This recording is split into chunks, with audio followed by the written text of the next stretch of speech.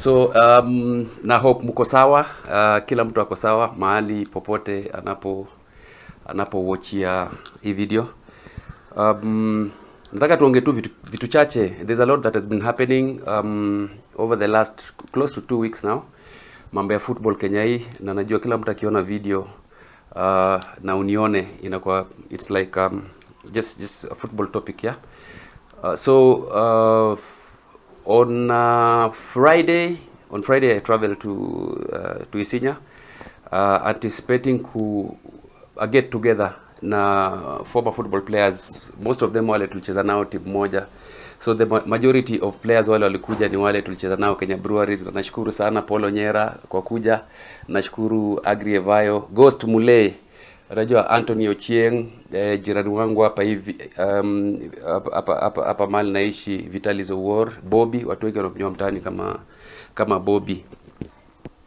Mahmoud Abbas had to travel all the way from Mombasa to just come and sit with us. Unajua tuongee mambo ya ball. Eli Adero, I call him my father. Baba yangu Eli Adero is one of the reasons we are where we are today.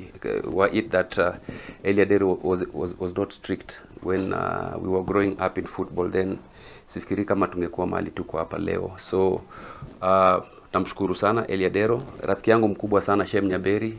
Tulimtafuta, tulimhanda mpaka tukampata. Shimo zile zake zote yeye ujificha, tulimtoa huko na akatujoin pia. So many people called from the US. Mamons, thank you so much for the call. Mazee pole sana, kulikuwa na technicalities mob sana, mara nasikia kule nje sound ni mbovu. Najua it was my first time to do a live broadcast. Despite the fact that niko na equipment za production niko nazo za kutosha, but I've never had an opportunity to sit down and know how to connect all those things. Tom Hasler, Maze, thank you so much. Adach, asante sana. David Odhiambo, Maze, thanks sana kwa hizo simu. Na watu wote, thank you so much for the compliments. Unajua haikuwa ati ni sitting ya siasa, ilikuwa ni sitting ya kukaa pamoja, to share memories za siku zetu tukigrow, na kwa football, mistakes that we did, what we did, and where we are. Trust me, we never discussed about ati sasa tuanze kujenga nyumba, tuanze kuchanga, sijui chama, sijui nini. No. It was just an easy outing, na it was quite unfortunate that ningependa sana beste wangu mkubwa sana, unajua Boniface Ambani, nilimpigia simu lakini bahati mbaya alikuwa ako ushago, unajua, so akaimiss. Otamax pia alikuwa busy kidogo. Watu walikuwa wengi sana wale unajua nilijaribu kuwa reach lakini ikakuwa hawezi kufika wakati huu. So while that was happening, unajua there's this meeting that was called in Western Kenya in Kakamega, hosted by I think Sam Nyamwea and Tua Hambarak. Header ya hiyo meeting ilikuwa kuchat the way forward, story ya football Kenya hii. But I mean watu wengi wamuuliza maswali nyingi sana. I was one of the people that was asking so many questions. Yeah, you cannot say that it is a football stakeholders meeting na umewacha watu wengine nje. Unajua, I would have expected that GMT Otieno angekuwa hapo kama representatives wa referee. Kama hangeweza angetuma representative wake. Of course kwa ma coaches, Bob Oyugi alikuwa hapo. I am in the same chat group na Bob Oyugi. Tumekuwa tukicomplain juu ya 1 2 3 huku na huku, but apparently tulisikia tu Bob ashaenda na tuko kwa group, hata angetuinform kuwa kuna hii meeting. Mimi nilisikia kutoka kwa kijana wangu Waliaula, mnamjua, former team manager Harambee Stars na Kenya Breweries. Kijana mzuri sana, unajua kuna passion mingi sana ya football, na kila mara hata akiwa pale kwa Facebook si eti anaenda pale kupiga watu vita. It's because of the passion that he has for this game that saa zingine unajua anapeana opinion zake. So I called Boniface Ambani, and apparently Boniface akaniambia kushago. Hata nikasema na huyu Boniface naye ni kijana wetu, mbona ameenda hiyo meeting. Unajua just coincidence tu kuwa ako ushago na meeting ilikuwa Western Kenya, but I know Boniface. Unajua Boniface, I mean, he's a very straight guy. Unajua ukitaka kulimana na Boniface atakwambia ukweli, he will tell you the truth, take it or leave it. hiyo ni shida yako, unajua, very straight people, and that is how we love to operate, unajua. So many football players are like that. Few of them, very few of them, I can mention so many, unajua. Matthew Zotamax, he will face you na akwambie, unaona. Boniface Ambani atakuface, atakuambia. Kuna tu wachezaji tu wengi wale wanaweza kuface na wakuambia kuwa, I mean, this is wrong, this is right, unaona. If I start mentioning the list, ni wengi sana. And within the same players we have a lot of professionals. Unajua watu wanaonaga wachezaji ni watu tu walikuwa wanacheza ball, na unajua hawana mbele na nyuma. So many of them, unajua, are qualified, na ni opportunity hatujaipata ile ya kuenda mahali fulani ndio to showcase our talents, our leadership talents. So that aside, okay, meeting ya Western Kenya, I hear quite unfortunate that watu wakusikizana kwa sababu ilikuwa ni kama waende wa endorse mse mmoja, na group ya watu wengine wakasema haiwezekani, unajua. So basically it means that hiyo meeting ilikuwa ni ya kwenda kuendorse watu. There is a WhatsApp group, it's a football stakeholders WhatsApp group, na hiyo football stakeholders group ya WhatsApp iko na the majority wa watu ni wale wana participate kwa hiyo group, unajua, wamelean kwa ile office ya federation ile ilikuwa pale mbeleni, unajua. I was in that group once, nikatoka. There's a time nilikutana na rafiki yangu Toha Mbarak, tukakula lunch, tukapiga story, nikasikia wanaongea group, nikamwambia waniweka. Waliponiweka nikaona hii group kumbe ni ile. I didn't survive for 2 days. I had to exit, because you see now in a football stakeholders WhatsApp group, you cannot go in there unaanza kutoa statements kama my people watch this space, unajua. Who are your people? Who is your people? So if you tell me my people, then it means then that WhatsApp group belongs to you. So many people are using such groups ku try to sell agendas zao uko nje, for the purpose of waingie kwa leadership, unaona, which is okay. So now my concern, and a concern to so many former football players, wacha nikwambie, former football players this time round tumekuja pamoja, tuko pamoja na wale watu wengi wale wanakuja Facebook, wanaenda siju wanatuma ma text wakisema kuwa tumenyamaza sana. We are not quiet. Matthews Otamax leo ameandika kwa group, and we spoke today in the morning. We are working in silence. Nataka, unajua, mumark hiyo line. It is not necessarily that ukitoka huko nje upige makelele mingi ndio sasa inaonekana ni kama uko competitive katika opportunity ya kuingia kwa federation, unaona. And so that I come to the point of this video. It is too early, honestly. It is too early to start yapping around about elections and all that. It is too early. Who said that Nick Mwendwa is gone home? Nick Mwendwa has not gone home. And who said that Nick Mwendwa is guilty? Nick Mwendwa ako tu na kesi. He is innocent until proven guilty. That is something that a lot of people are forgetting. And for the records, tangu Nick Mwendwa aingie kwa hizi issues zile amekuwa nazo, unajua, unamwona kwa TV, kotini na nini. I have never uttered a single word kuhusu ati ni poa ameshikwa sasa amefanyaje nini. Because why? I put myself in Nick's shoes as a parent. Unajua mtoto wake yuko pale home, anaona babake amefungwa mapingu na vitu kama hizo, unaona. As much as wanasemaga shetani mpe haki yake, and Nick ni shetani. No. What the boy is going through is not anything that anyone else in this world would want to go through. So kama mpatikana makosa, I would think that okay, tuachie serikali ifanye kazi yake. Kama atapatikana guilty, maze, too bad, quite unfortunate, and then on the other side, supposing he's not guilty na anaenda kwa ofisi, wewe ule ulikuwa unasema sijui ni poa nini. Unajua, usishereke downfall ya mse, unajua. Na kama unataka kusherekea pia, sherekea tu kindani, don't bring it out so loud. Najua watu wamekosewa, watu wengi wamekosewa sana, na unajua utaendelea tu kupiga vita yako. Wacha nikwambie kitu moja. Beste wangu Ustadh akitakata kwenda kuchukua loudspeaker na aruke huko juu na apige kelele juu ya Nick, maze, it is justified.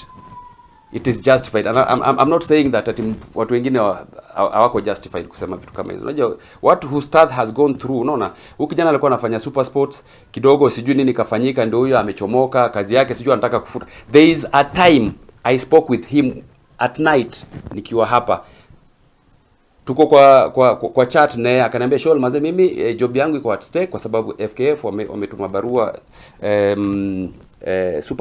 super sports ya kuwa if Ustadh bado ataendelea kufanya kazi na super sports, then contract ya kutelevise ngoma za KPL zinakuwa cancelled. Can you imagine? And the boy called me, tukacheza kama sisi, tulifanya vitu 2-3, so ikakuwa the other way around, so pressure ikarudi huku kwingine. Ustadh anajua, nilimwambia Ustadh, hii kitu nipe dakika 2, nikafanya vitu zangu 2-3, simu moja 2-3, story hiyo story iliishia I think iliisha hiyo night. So ukitaka kupigania kwa mpige, but unajua I'm trying to direct this message to the people that wanaanza kucampaign saizi na bado Nick yuko hapo hivyo. Unajua it's a good example is like unataka mse unamjua adai na he's very wealthy, akufe ndio kusudi upounce on their wealth. Si poa. It was very wrong for Nyamoya na Twaha, my friend Twaha. It was very wrong for you guys ku come up na hiyo meeting. Number 1, hiyo si meeting ya stakeholders. Don't call any meeting ya stakeholders kama haujahusisha wase wote. Unaona, this football does not belong to a certain number of people. No, it does not. This football does not belong to Nyamoya. It does not belong to Twaha. It doesn't belong to Nick Mwendo. It doesn't belong to Sami Sholei. It doesn't belong to Boniface Ambani. Hata Ustadh, unajua, it doesn't belong to Obango. This football belongs to all of us. So ikiwa tunataka ku clean up football in this country, then why don't we come together? And this is something that Nick missed. Unaona? Hii ndio kitu Nick alimiss, na he's a very good guy. I know him. Najua roho yake. So he's a very good guy. Ni wale wasetu wamemsurround ndio wanapiga tu mdomo na mlete information za uongo. They sell him wrong information so that they can be able to earn out of the information. Na wapate hiyo story tena wapeleke mahali pengine ilete friction na Nick akiwa na friction na watu wengi sana. Okay, let me put it this way. A sitting federation president akiwa na friction na watu huku nje, ndio vile watu wengi wana earn. And more so wale watu wanashinda kwa Facebook. We know them. Unaona? Tunaweza kuwekea list hapa ya wale watu wanaendanga kwa Facebook kwenda kutukanana, so that Nick wherever he is, ama Nyamoya wherever he is, ama Sholei wherever he is, ama chairman wa Western Kenya wherever they are, na wale kule kwingine waone kwa Facebook kuwa kuna huyu jamaa mazee amenitetea sana. And then what happened next? They call you. They'll make a call. After posting, after 3 days, watu wameanza kutukanana hapo kidogo, they'll call you. They'll give you a call, wakuulize, umeona vile tunachapa watu, vile tunakupigania huko nini. Unaona? So that they earn out of it. Hawa ndio watu wameharibu ball. Let's start with them. Hawa ndio watu wameharibu ball. Wachane na watu wa ofisi kwanza. Hawa sewa chini wa nje hapa. Masangonyo wa ball ni wengi sana. And we know them. We know people that survive on speculations. We know people that survive on dispensing wrong informations to other parties ama other sectors. Tunawajua. Na hao ndio wase wanaharibu ball. Tunasahau kuwa ni hao, tunaenda tunakimbilia wengine. So now it also depends with managerial ability ya mse. It depends on someone's managerial ability. If you are a leader, na unaona watu wanakuletea mafitina, you need to ask yourself. You need to audit yourself, and you also need to audit that person that is bringing you such informations.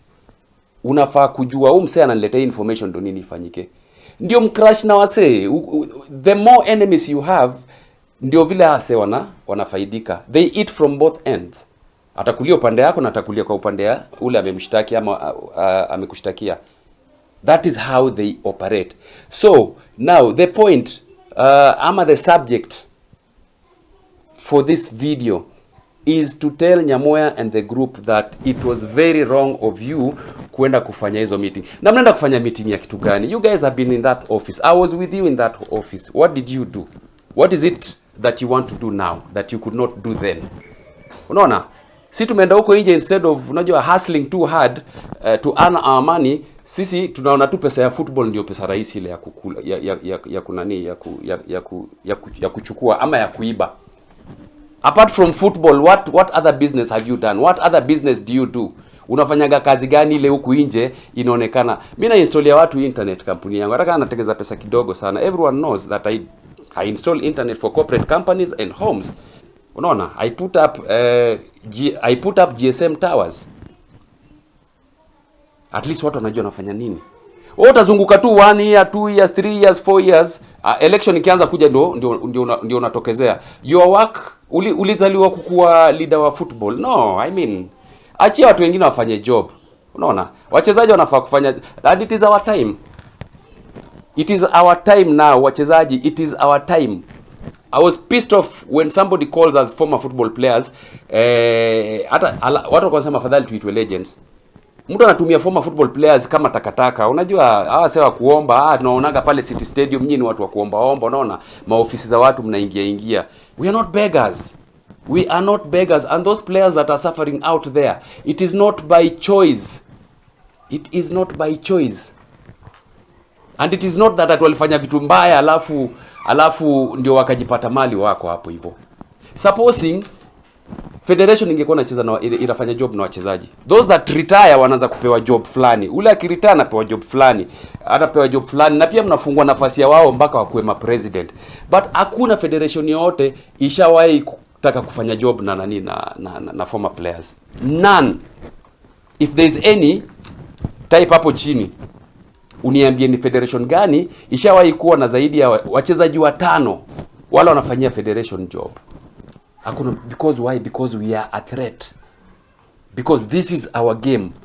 Because this game, we are the only ones who know how to manage it. Just like doctors. Mimi ukinipeleka kwa udaktari, vile Ghost alisema juzi na comments zake sikukubaliana nazo, unaona? Daktari ukimpeleka kwa hosi ama kwa clinic, hata ule wa clinic ukimpeleka Kenyatta saizi, qualification yake ni ya chini, they will definitely know what to do kama mtu amekuja ameshaumia. Unaona? Sisi hakuna mtu anataka tukufanya kazi na sisi. Na ndio sababu nilienda kwa federation, nilikimbizwa, hakuna mtu anajua. Nikiwa kwa federation under Nyamwea, I suffered and ask him to call now ama aende huko nje akatae. Nilitumiwa hooligans in Kisumu when FIFA were coming to kunani, walikuwa wamekuja kufanya nini? Wamekuja kucheck Kisumu Stadium wakati ilikuwa inaekwa turf. Nilikimbizwa stadium mzima na hooligans. Nimevaa suti.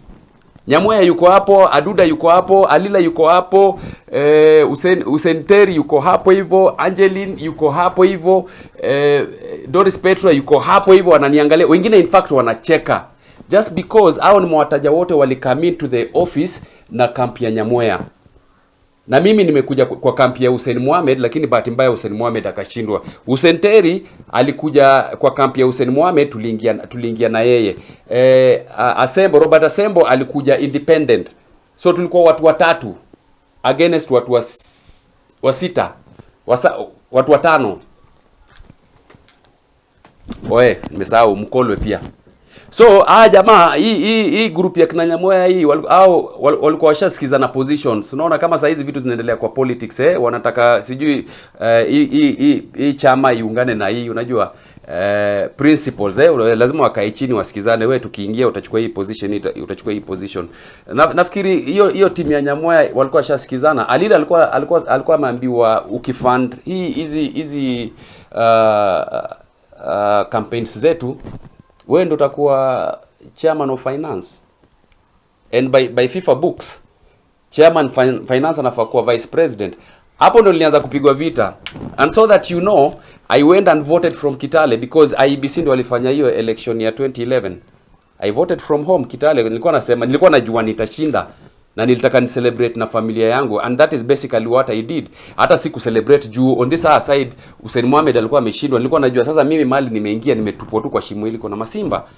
And I was asked question by media in Kitale, na nikasema watu, I remember the statement, I still have the nani paper cuttings za hiyo gazeti. Nikaambia now people need now to start folding their sleeves and we go back to work. Tutoe maviatu poa, tuvae gumboots, we go back to work, because I was determined to assist the rest of the team to bring up football. Nyamoya alisoma hiyo statement, my friend. Mimi sikulala hiyo usiku. I did not sleep. I didn't sleep. I was called from siju 10 o'clock. Watu wako kwa maklabu huko wanasherekea, wako siju hapo wanakunywa, unasikia tu makelele huko wanasherekea, nini, nikapigwa simu saa hizo na Nyamoya.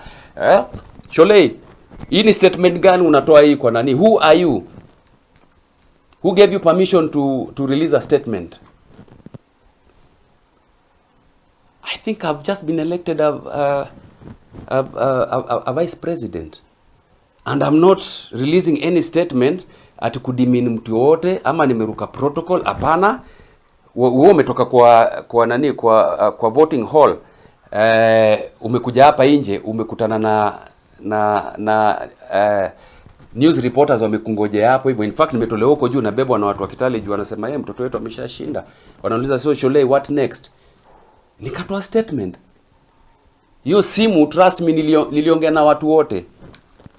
Mwea, nikaongea naye, nimepigiwa kelele kabisa hapo hivyo. Ni brother yangu anatoka Kitale pia. Mimi nasikia tu huku mjamaa kuna sauti mzito, sikuwa nimewahi kutana na Alila. Nipe hiyo simu niongee na yeye. Kidogo ni wewe Shole.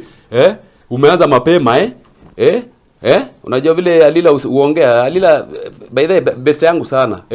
Shole, kama unataka tuanze kupigana vita ya nguruwe, pig fight, najua juangi Kiswahili vizuri, so English if you want us to now start a pig fight, chungana kabisa kijana, chungana. Mimi nikajua hapa sasa mimi mamafia wamekuja kunimaliza juu nasikia tu Alila mazee, Alila huaga ni mraudi vibaya sana. Kidogo Mkolo amechukua. Mkolo na sijui nini. Nikashindwa. Nimefanya nini? Hii kitu, hii statement, press statement nimetoa inaonekana nimekosea mahali. And remember then, I'm very green in politics. Sijui mambo ya politics, nimeshika kama handball mob. That is how nilianza kupigwa kwa federation. The second day, actually the first day siku hiyo tumeshinda. Hiyo siku tumeshinda, wameannounce usiku watu wameenda ulevi. Mimi nimeshindwa hata kusherekea na mabeste wangu, kina Maura, kina Nonini walikuja mpaka huko. Nilikuwa na group kubwa sana. Watu wanapiga sherehe, lakini mimi siwezi juu na imagine mazee Hussein Mohamed hayuko. Idea zile tulikuwa nazo kwa football hazitakuwa driven, itakuwa very hard. Mimi nimejipata tu kwa group ile. Nika humble. So the same night wakapanga meeting Boulevard 6 o'clock in the morning. Nimefika, breakfast tumekula si wote. Watu wako na mahangova vibaya sana. Hangover. Macho za watu ni red, zimetoka hivi. Watu wamekunywa usiku mzima. Mimi nimeamka mapema juu hata sikulala. Na shake kama kitu kingine. Mimi moyo Boulevard. Kifika hapo hivyo, Alila akaambiwa ndio huyo Shole. Alila ameniangalia, nafikiri Alila alikuwa anaangalia na impression ile alikuwa amepewa ya Shole, alikuwa anaona tu takataka fulani na nini. Sijui Alila aliona nini kwangu, akasema no, I like this guy. I like this guy. Na akanitakana akaniambia ile mambo ya jana wachana nayo hiyo. Wachana na hiyo. Hiyo ilikuwa ni story ya jana. So hapo ndo vita yangu ilianzia. To cut that story short, mkitaka episode 1 2 3 4 5 6 7 8 9 10 mpaka 12 season 1 ya story ya Football Federation, what I went through, ndio mjue. Trust me, itaenda Netflix. Itaenda Netflix. So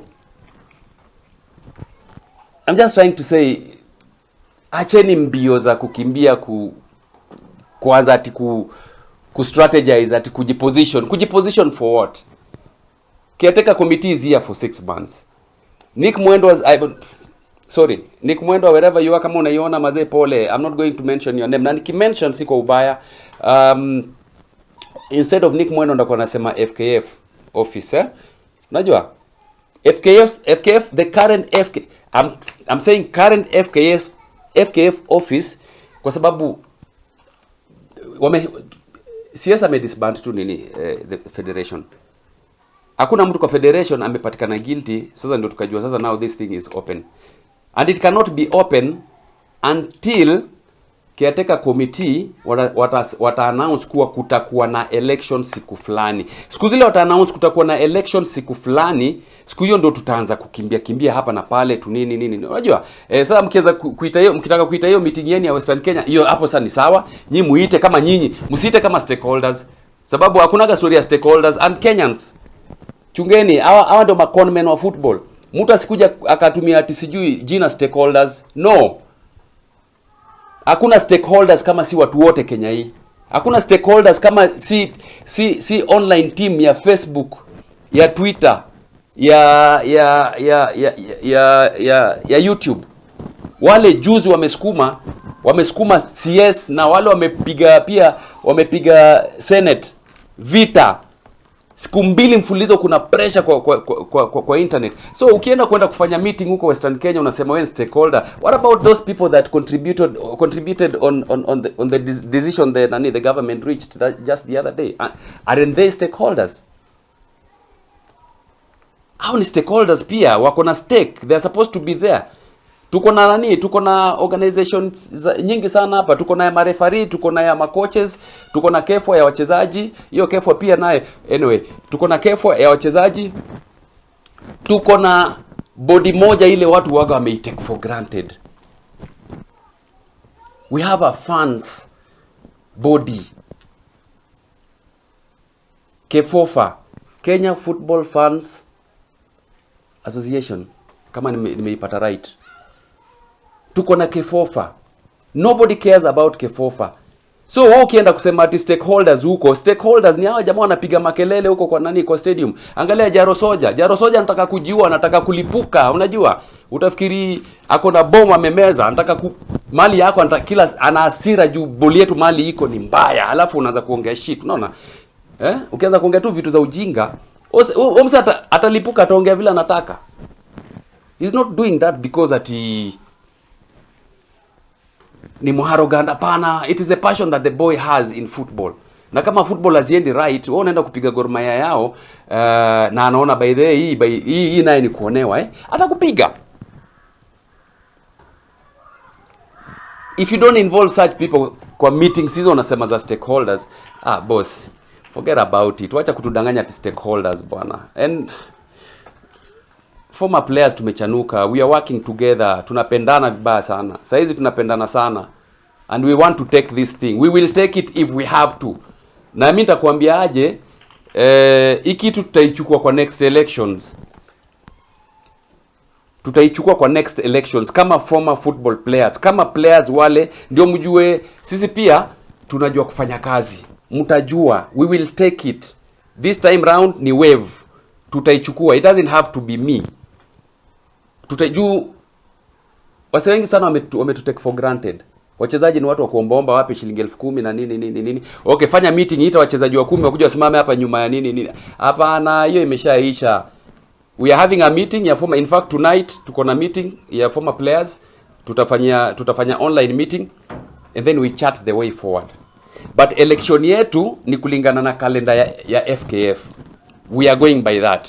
We will offer ourselves. Sisi hatuna doa ati tutende tumwage pesa huko. In fact, watu wote country mzima hatuna pesa ya kukuja kuwapa ati ndio mtu vote in. You have seen the mistakes that we've been doing for the last close to 15 years kwa football. It has to stop. It has to stop. And from grassroots, we are pushing for 2013 Sports Act. Rules zifuatiliwe. Let the clubs vote. Vilabu zivote kutoka huko chini. Huko mashinani kuna vilabu mashinani vilabu zinajua ni nani, who is the best for the position of leadership within their zone or their area. So tuache vilabu wavote huo mse ndani, wakuja wavote branch, sub branch na national. Juu hao ndio wanajua leaders ni nani. Watu wanapenda ball. Kuna wengine huko chini hawajasoma but wako na leadership skills. But tunawafungia nje. Fee ya registration. Mtu anaweka pesa mingi kusudi wale wasiwa nyumbani pia wasiweze kunani ku register. National unaweka some crazy figures sijui 1 million ama 500,000. Kwani why are you scaring people away? Mimi sina 500,000. Watermax ana 500,000. Boniface Ambani ana 500,000. Onyera ana 500,000. Okay, kama wako nazo na tunaenda kwa competition ile, you're not sure whether you're going to win or not. Hata presidential ya Kenya haikuagi nani national unaenda kukalia billions of shillings. Hii ya 250,000 aia kutoka FIFA ndio unataka kuweka 500,000 for what? For what? Sub branch 5,000 shillings, branch 10,000 shillings, national weka ukitaka kwenda usipite 50,000. Hizo ndo rules lazima tu push. Siku zile caretaker committee itaitisha sitting ya stakeholders now. Stakeholders you have to lazima you have to publish it. Publish it, weka kwa internet, iweke online, iweke kwa media, give it 30 days ama 2 weeks ama 1 week. Sema stakeholders, all of you are invited. How do you invite a few people na walipia ticket ya ndege waende Kakamega alafu unakuja kutuambia hiyo ni ya stakeholders? Ulipublish wapi ni ya stakeholders? Call stakeholders, publish it. Let those ones that do not want to come wa complain wherever they want to complain, lakini uliweka kwa notice. You gave out a notice. Na kila mtu akajua kuwa kutakuwa na hii kitu. Ula hizi afford kuja, too bad. Kama utaangukia ubaki peke yako kwa hiyo meeting na make decision utachukua sasa president, too bad. You actually printed a notice. Notice uliweka huko you published a notice. So hiyo iko sawa, lakini ile hii ati all of a sudden tu mtu amefanya hapana, hiyo ni ukora. Hiyo ni ukora. I've received a call today from my friend Twaha. I can explain what happened in Western Kenya. He did. Si siri. Hakuna kitu ati siri hapa. Na tulijua itaharibika. Because unajua kila mtu kama wewe ni tamaa, why should you start creating camps now? It means sasa wewe you are too selfish. Uliona Nick akikuwa kwa hiyo ofisi, pole Nick. Uliona watu wa FKF wale current wako kwa ofisi saizi wanafaa kutolewa ndio tuwatoe kwanza ndio tupate nafasi tuingie. Honestly, mbona mmeanza kutengeza camp? How does that help our football? Who say that you are the best for that position? Who say that you are better than all those that are outside there for that position? Mmeanza ku create camps ya kuingia ku salvage Kenya football. Is that a reason why umsame kwa ofisi amekuwa kipigwa sana ndio kusudi atolewe tupate vacuum ya kuingia kwa ofisi? Mimi nilikuwa nafikiri tunapigania vita sababu standards zetu za mpira zimeenda chini. Who said you are the best? Who said you are the best football leader in this country? Nani alisema? Na tunakujua ushakuwa hapo ama mshakuwa hapo, tunawajua. Hata mimi nishakuwa hapo, watu wananijua. Hakuna mahali nimepeleka kierere huko nasema I'm the best now. Sasa hii nani sasa kipelekwa kamiti sasa mimi ndio naingia. Hapana. Tuwe pole ifike siku ya elections kama next year kulingana na rules za FKF, ama kama hiyo ofisi itakuwa rendered vacant ndio tuanze sasa watu waanze kukimbia. Mnakimbia juu ya nini? Enough of that. Former players maze. Former players, my brothers, unajua? Tukipiga story tunapiga story, tumepiga juzi Isinya. Tunasikia jamaa anapiga story ya kule kwingine. It is exactly the same as vile mimi nilifanya huko kwingine. Vile round zako ulikuwa unapiga ni exactly the same vile yule wa Mombasa alikuwa anapiga. Tunatoka kwa family moja. We share the same culture. Na hakuna ati shule yetu ile tulienda ile ilitufunza hiyo culture ni football. We are the only people wale tunaweza kaa pamoja na tukaongeleshana, tukacheka, tukakosana saa hizi kama kwa kiwanja tumekosana 2 minutes tena well played tena nini well played, unaona? Imefika mwisho wasewa huku nje wasitutumie tena, unaona? Tushikaneni na tusituache kuleta camps inside camps, tushikaneni na tupendane. Si hatuna do, na tukienda mahali popote kama ni kukula kidogo tutakula hiyo kidogo. Kama ni mingi tutakula. Kama ni kuwasha tutawasha. Tukilala njaa tutalala. Kama ni kuhustle tutahustle. Because sisi ndio tuna understand language yetu sisi ya kama former players. Hakuna msemo mwingine, hata daktari akiletwa akae karibu na sisi hapa tuanze kupiga tu story. Haezi mesea. Haezi jua mnaongea juu ya nini. But sisi tutajua. Na hiyo inaweza kuwa hata ni mchezaji umemtoa Mombasa umemleta hapo, umetoa Kisumu umemleta hapo, umetoa Lodo umemleta hapo, umetoa huko kwingine. Language is the same. Sisi ndio tunaelewana na sisi ndio tunajua shida ya ball. Let us come together my brothers. Tukujeni pamoja. Tusikubali mtu atuambie sijui tuende tukafanye press conference. Tumesimama nyuma yake. Ati unajua ball ilifanyika sijui nini, sijui ofisi ya saizi, sijui ule jamaa sijui nini, si ndio tunataka kuokoa ball. Nani alisema wewe ndio utaokoa ball? Wewe ni Mungu. Wewe si Mungu. To involve sisi zote, tukae chini. Na in fact sisi we are doing a meeting as players, we are taking our position. Tunataka take position. Ukitaka to meet na wewe utatuambia unataka tu discuss nini, unaona? Unataka tu discuss nini? But usituite ati tukuje by your rules. Hapana. Those days are long gone. In fact saa hizi nyinyi ndio mnafaa kutuomba sasa. Sio kutu instruct. Nyinyi ndio mnafaa kubook for appointments. So kuna meeting nimeambiwa na rafiki yangu tu Wednesday tufanye press conference. Ameita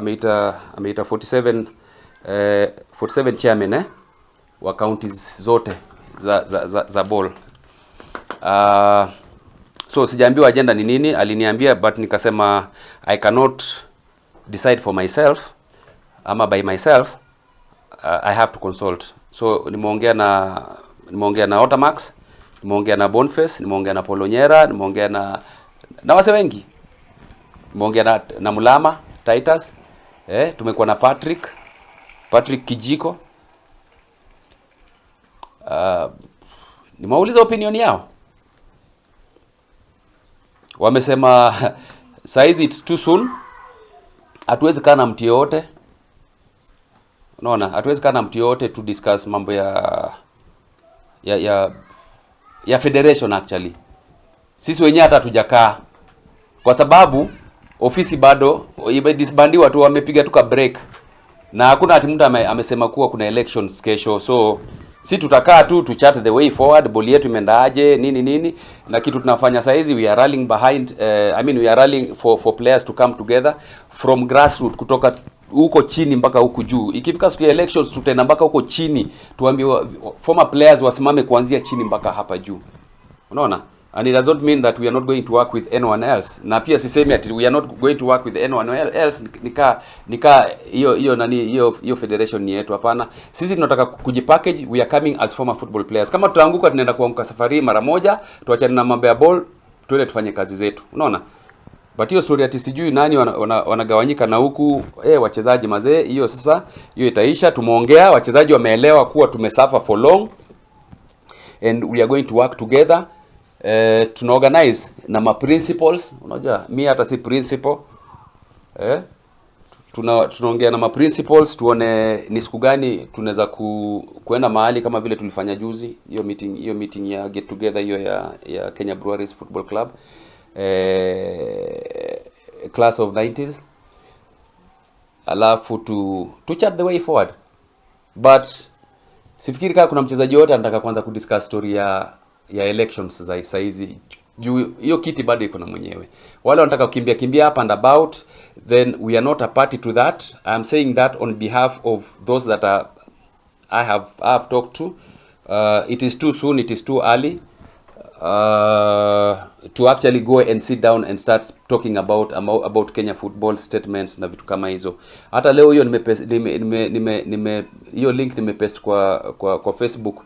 It's a meeting of players. Tunataka kuleta wachezaji na of course stakeholders wale watapata nafasi ya kuingia kwa sababu ina allow only 50 people.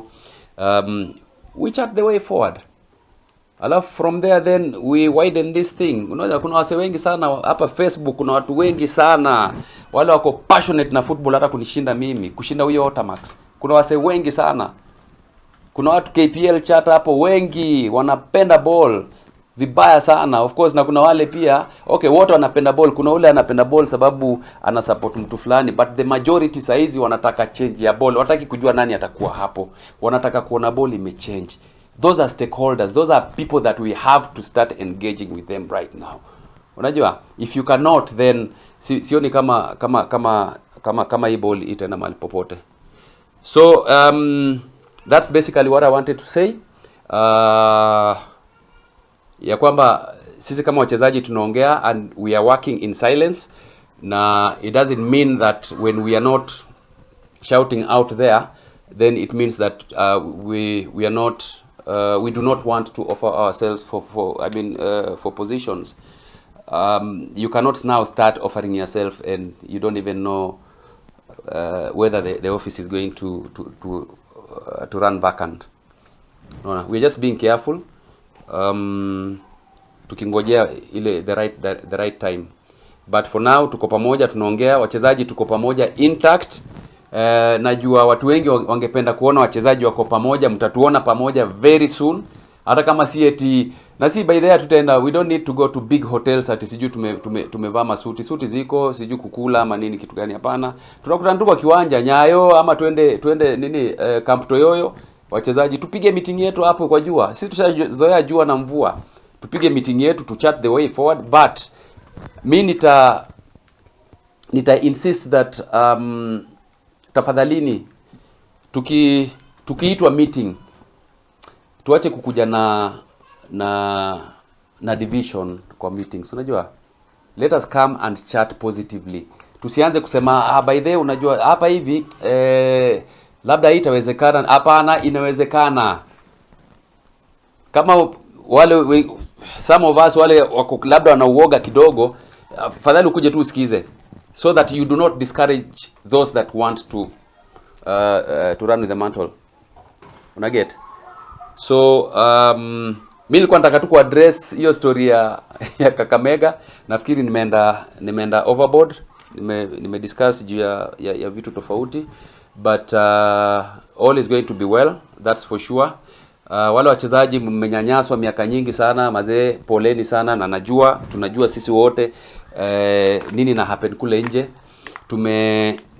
Tumenyimwa opportunities za ku service football in this country for so many years, and I think in the next election lazima tuingie kutoka branch mpaka sub branch, sub branch mpaka national.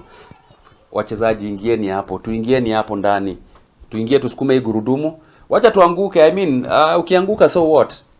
Afadhali uanguke, wachane na hii kitu kabisa, badala ukwe na uoga.